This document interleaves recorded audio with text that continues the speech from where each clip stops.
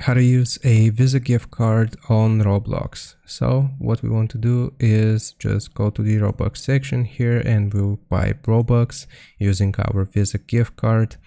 Now scroll down until you find the amount which we want to purchase using our Visa gift card. I'll do 400 Robux as an example here. Now select payment type. This is important. I'll just refer us to this Google article. So is Visa gift card a credit card? And it's gonna tell us here that yes, because a Visa gift card functions like a credit card, it can be used anywhere that Visa cards are accepted.